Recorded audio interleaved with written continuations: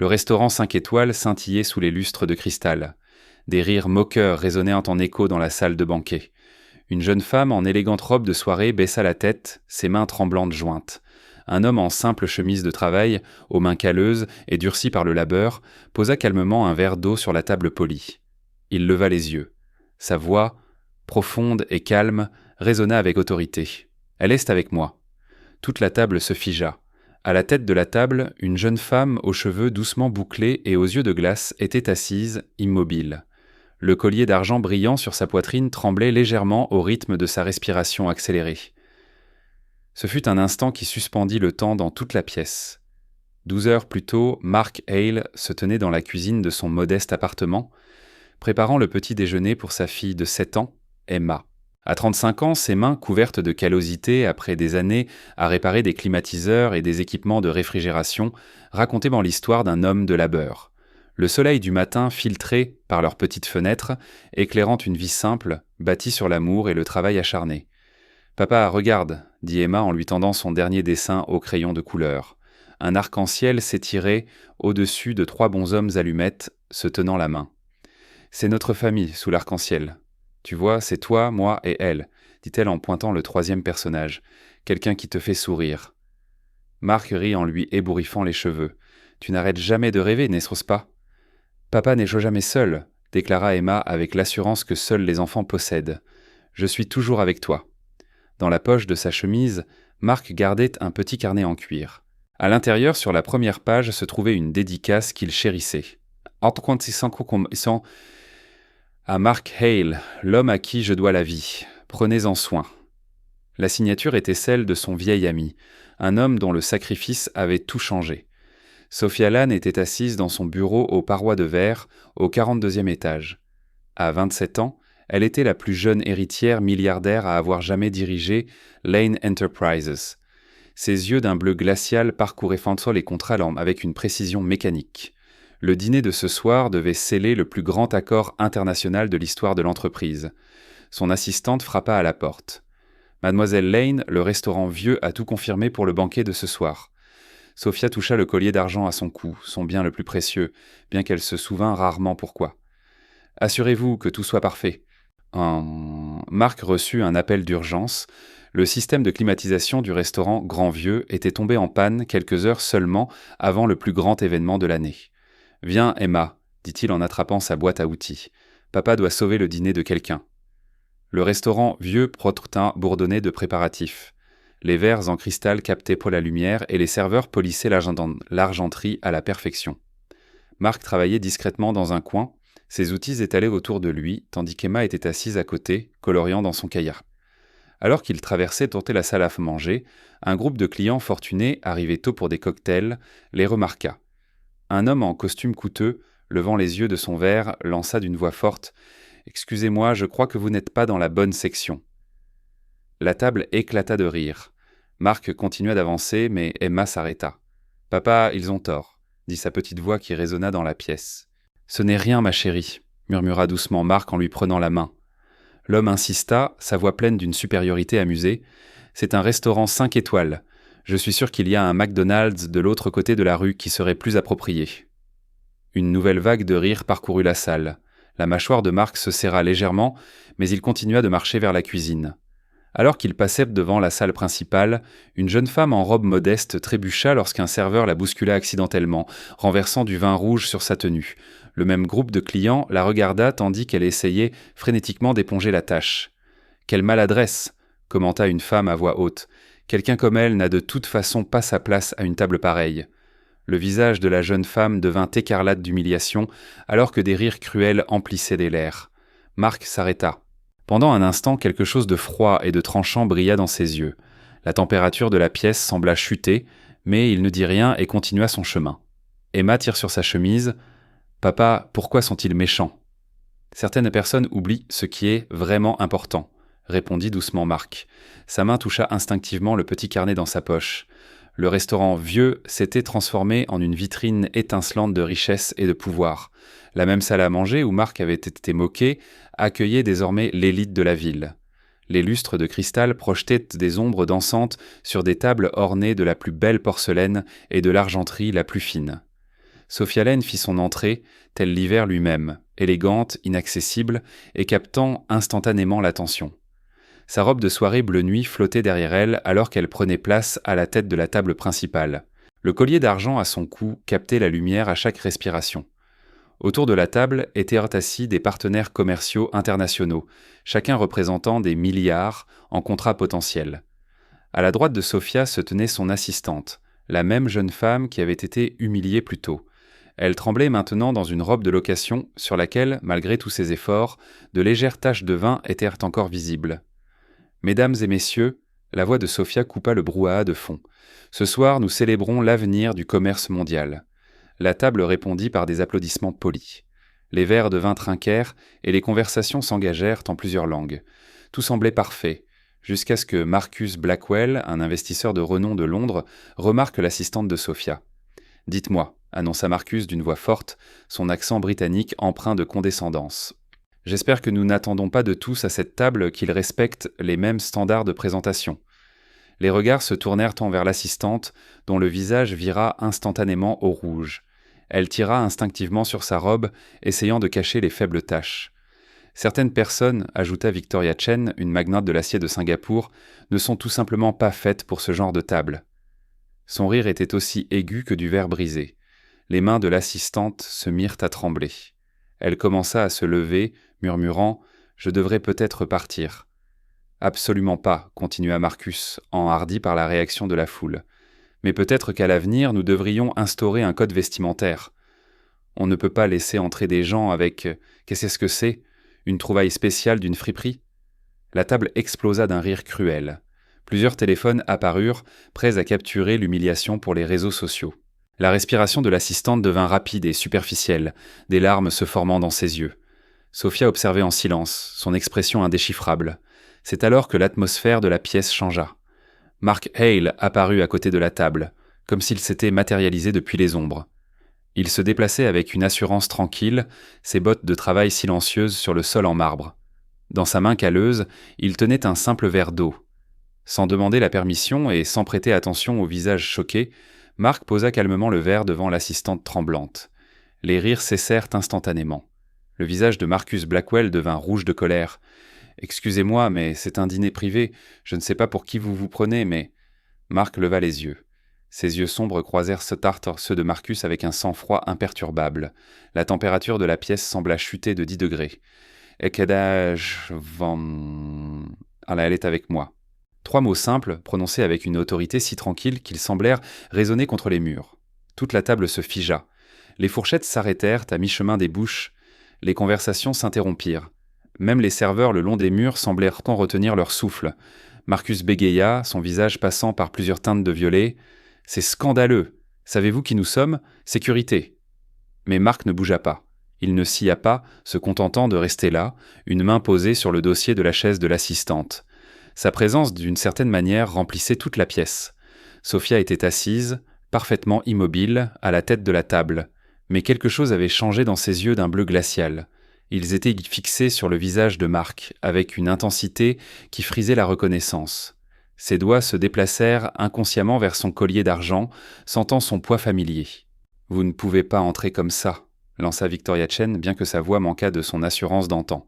« C'est un dîner d'affaires pour des gens sérieux. » Le regard de Mark se tourna vers elle, et elle se pencha involontairement en arrière. « Je suis sérieux, » dit-il doucement, « plus sérieux que vous ne le pensez. » L'assistante regarda Mark avec un mélange de surprise et de gratitude, mais il gardait les yeux fixés sur la table des puissants, qui semblait soudainement bien plus petit. Marcus se leva, sa chaise grinçant bruyamment sur le sol. « J'exige de savoir qui vous êtes pour oser interrompre notre dîner. » Pour la première fois, Mark sourit, mais ce n'était pas un sourire chaleureux. « Je suis celui qui tient ses promesses, celui qui comprend ce qu'est la vraie valeur. » La respiration de Sophia devint haletante. Il y avait quelque chose de familier dans sa voix, quelque chose qui lui envoya un frisson le long de la colonne vertébrale. Sa façon de se tenir, son assurance tranquille, sa posture protectrice, tout cela réveilla un souvenir qu'elle pensait avoir enterré depuis longtemps. « So boss betase, c'est absurde, » déclara Marcus, mais sa voix tremblait légèrement. « J'appelle la police. » « Faites, » répondit calmement Mark. Mais d'abord, vous pourriez demander à votre hôtesse qui, selon elle, a sa place à cette table. » Tous les yeux se tournèrent vers Sophia. Elle était assise, figée, ses doigts pâles serrant son collier si fort que ses jointures blanchirent. Son esprit fouillait des fragments de mémoire. Une voix plus jeune, une présence protectrice, quelqu'un qui, un jour, s'était interposé entre elle et le danger, exactement de la même manière. Le silence s'étira jusqu'à devenir insupportable. Les caméras des téléphones capturaient chaque seconde de la confrontation. L'assistante avait cessé de pleurer et regardait maintenant, avec une stupéfaction croissante, tantôt Marc, tantôt Sophia. Finalement, Marcus rompit le silence avec un rire nerveux. « Eh bien, je n'ai jamais... C'est tout à fait ridicule. » Assez, la voix de Sophia trancha ses divagations comme une lame. Tous se tournèrent vers elle. Elle fixait toujours Marc, les yeux écarquillés par un mélange de choc et de reconnaissance. « Je pense, dit-elle lentement, sa voix à peine plus qu'un murmure, que nous devons suspendre ce dîner. » La demande de Sophia de suspendre le dîner flotta dans l'air comme un défi. Tous les regards étaient rivés sur la jeune héritière milliardaire. Alors qu'elle se levait lentement, son collier d'argent capta la lumière du lustre. « S'il vous plaît, tout le monde. » La voix de Sophia était ferme, mais tendue. « J'ai besoin d'un moment pour régler quelque chose d'important. » Le visage de Marcus Blackwell était cramoisi d'indignation. « Sophia, vous n'allez tout de même pas laisser cet agent de maintenance perturber notre réunion. »« Monsieur Blackwell, » le coupa Sophia, sans jamais quitter des yeux le visage de Marc, « je vous suggère de vous asseoir. » L'autorité dans sa voix était absolue. Marcus s'assit à contre-cœur, marmonnant des injures sur le protocole et les faillitas de sécurité. Marc se tenait parfaitement immobile à côté de la chaise de l'assistante. Ses mains calleuses pendaient nonchalamment à ses côtés, mais il y avait dans sa posture une force tranquille qui semblait remplir toute la pièce. Il observait Sophia avec des yeux patients comme s'il avait attendu ce moment depuis des années. « Monsieur » lui adressa Sophia pour la première fois, sa voix à peine audible. « Pourriez-vous me dire votre nom ?»« Mark Hale » répondit-il simplement. Le nom frappa Sophia comme un coup physique. Sa main vola vers son collier, le serrant si fort que ses jointures blanchirent. Plusieurs invités remarquèrent sa réaction et se penchèrent en avant avec curiosité. « Façon des Mark Hale » répéta-t-elle, comme pour tester le nom sur sa langue, telle une prière qu'elle avait oubliée. Lentement, prudemment, Marc sortit de la poche de sa chemise un petit carnet en cuir usé. À sa vue, le souffle de Sophia se coupa. « Je suppose, dit doucement Marc, que ceci pourrait signifier quelque chose pour vous. » Il ouvrit le carnet à la première page et le lui montra. Même de l'autre côté de la table, Sophia pouvait distinguer l'écriture familière qui hantait ses rêves depuis des années. Toute la table se pencha pour tenter de voir ce qui était écrit, mais seule Sophia pouvait lire les mots qui changeaient certainement tout. À Mark Hale, l'homme à qui je dois la vie. La signature en bas était indubitable. Richard Lane, son père. Les jambes de Sophia se dérobèrent et elle s'effondra sur sa chaise. Son visage perdit toute couleur alors que les souvenirs affluaient, des fragments de la nuit qu'elle avait tant essayé d'oublier. La pluie, le métal tordu, la voix de son père appelant à l'aide, et une autre voix calme et forte disant « Je vous tiens, vous êtes en sécurité. »« Oh mon Dieu !» murmura-t-elle, la voix brisée. La table éclata en murmures confus. Victoria Chen se pencha vers Marcus. « Que se passe-t-il ? Qui est cet homme ?» Mais Sophia n'avait d'yeux que pour Marc. De ses doigts tremblants, elle détacha son collier d'argent, le seul bijou qu'elle n'enlevait jamais. Elle le leva à la lumière, et tout le monde put voir qu'il s'agissait d'un médaillon. « Il y a 15 ans, dit-elle, sa voix gagnant en force à chaque mot, mon père et moi avons eu un accident de voiture. Notre voiture a quitté un pont pendant une tempête. Nous aurions dû mourir. » La pièce était maintenant plongée dans un silence total. Même les serveurs s'étaient immobilisés. « Un homme a sauté dans cette eau glaciale, » continua Sophia, les yeux rivés sur Marc. « Il nous a sortis tous les deux. Il nous a sauvé la vie. Puis il a disparu avant que nous puissions le remercier. » L'expression de Marc restait calme, mais il y avait maintenant quelque chose de plus doux dans ses yeux. « Mon père a cherché notre sauveur pendant des mois, » poursuivit Sophia. « Il savait seulement qu'il s'appelait Marc. Avant de mourir, il y a 5 ans, il m'a fait promettre que si je trouvais cet homme un jour, je m'assurerais qu'il sache à quel point nous étions reconnaissants. » Elle ouvrit le médaillon, révélant une minuscule photo à l'intérieur. Un cliché d'elle à 12 ans, debout à côté de son père. Tous deux souriennent, malgré les bandages et les ecchymoses visibles. « Il m'a donné ce médaillon, dit-elle, et m'a dit qu'il m'aiderait à reconnaître l'homme qui nous a sauvés. Il a dit que je le reconnaîtrais à ses yeux, des yeux qui avaient vu les ténèbres mais choisi d'apporter la lumière. » Marcus Blackwell balbutia « C'est incroyable. Vous voulez dire que cet homme a sauvé le fondateur de Lane Enterprise ?»« Il a sauvé l'homme qui a bâti cette entreprise à partir de rien, » acheva Sophia. « Il m'a sauvé. » La révélation frappa la table comme un éclair. Les téléphones réapparurent, mais cette fois pour capturer quelque chose de merveilleux, pas de cruel. Les mêmes personnes qui s'étaient moquées de Mark quelques minutes plus tôt le regardaient maintenant avec un mélange de respect et de honte. Victoria Chen fut la première à se lever, sa voix basse et embarrassée. « Monsieur Hale, Nous n'avions aucune idée. Veuillez accepter mes plus profondes excuses. » Un par un, les autres invités commencèrent à se lever. L'assistante qui avait été humiliée regardait Mark, des larmes de gratitude coulant sur son visage. Mais l'attention de Mark était ailleurs. Dans un coin de la salle, la petite Emma apparut, sortie de la cuisine où elle coloriait. Elle brandit un nouveau dessin au crayon de couleur, une image simple d'un homme en tenue de travail, debout à côté d'une femme portant un collier d'argent. « Papa » appela innocemment Emma. « Je t'ai dessiné avec la jolie dame qui a le même collier que sur mon dessin. » Toute la table se tourna pour regarder la fillette de 7 ans, puis le dessin et enfin le collier de Sophia. Une telle coïncidence était impossible à ignorer. Sophia regarda l'œuvre d'art enfantine et sentit son cœur manquer un battement. Sur le dessin, le collier de la femme était clairement visible, dessiné avec une précision surprenante pour un enfant. Comment as-tu... » commença Sophia, mais Emma avait déjà filé vers la cuisine. Mark regarda sa fille partir avec un tendre sourire, puis il fit face à la salle remplie de gens qu'il avait ainsi mal jugés. « Parfois, dit-il doucement, les choses les plus importantes dans la vie ne sont pas écrites dans des contrats ni mesurées en dollars. » Marcus Blackwell, sa fierté blessée et son autorité remise en question, se leva brusquement. Son visage était rouge de honte et de colère d'avoir été tourné en ridicule devant des partenaires internationaux.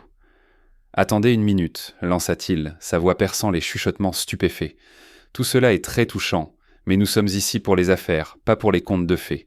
N'importe qui peut se promener avec un vieux carnet signé. » La table se tut de nouveau, la tension crépitant dans l'air. Mark tourna son regard calme vers Marcus, mais ne dit rien. « Je veux dire, sérieusement, » continua Marcus, prenant le silence pour de la faiblesse. « Quelle preuve avons-nous que cette histoire est vraie ? Ça pourrait être une arnaque complexe. Les vieilles histoires n'ont aucune valeur réelle dans le monde moderne. » Victoria Chen s'agita mal à l'aise sur sa chaise, souhaitant visiblement se distancier des propos de Marcus, mais il continua. « Devrions-nous croire que cet agent de maintenance est une sorte de héros, qu'il mérite d'être traité comme un roi pour quelque chose qui se serait passé il y a 15 ans ?» Le rire cruel qui avait rempli la pièce plus tôt avait disparu, remplacé par un silence gêné. Même les alliés de Marcus semblèrent embarrassés par son emportement. Mark s'avança légèrement, sa voix restant parfaitement calme. « Vous avez raison sur un point, monsieur Blackwell. La valeur ne se mesure pas aux vieilles histoires. » Marcus eut un sourire narquois, pensant avoir gagné la partie. « La valeur, poursuivit Mark, se mesure à celui qui était prêt à risquer sa vie pour sauver l'homme qui a bâti cette entreprise, qui a choisi d'agir quand c'était le plus important. » Sophia, qui était restée assise dans un silence stupéfait, plongea des mains tremblantes dans son sac à main. Elle en sortit un portefeuille en cuir qu'elle portait partout, mais ouvrait rarement. « Mon père, dit-elle, sa voix se raffermissant, m'a laissé plus qu'une simple entreprise. Il m'a laissé des instructions. » Elle ouvrit le portefeuille, révélant plusieurs documents sous pochette plastique. La page supérieure était clairement visible pour toute la table, une lettre manuscrite de l'écriture caractéristique de Richard Lane. « C'est sa dernière lettre à mon intention, » continua Sophia, parcourant des yeux les mots familiers. « Il l'a écrite peu avant sa mort et m'a fait promettre de la porter sur moi jusqu'à ce que je trouve le bon moment pour la lire à voix haute. » L'assurance de Marcus commença à vaciller. « Sophia, vous n'allez tout de même pas... » « Il a écrit, » l'interrompit Sophia, sa voix portant désormais toute l'autorité de sa position. « S'il arrive un jour où quelqu'un remet en question la valeur de Mark Hale, souviens-toi de ceci. Il a placé ma vie et la tienne au-dessus de sa propre sécurité, de son confort et de toute pensée de récompense ou de reconnaissance. » La pièce était silencieuse. Même le personnel de cuisine avait cessé de travailler pour écouter. Sophia continua de lire. « Un homme qui te sauve la vie quand il n'a rien à y gagner, cet homme appartient à cette famille pour toujours.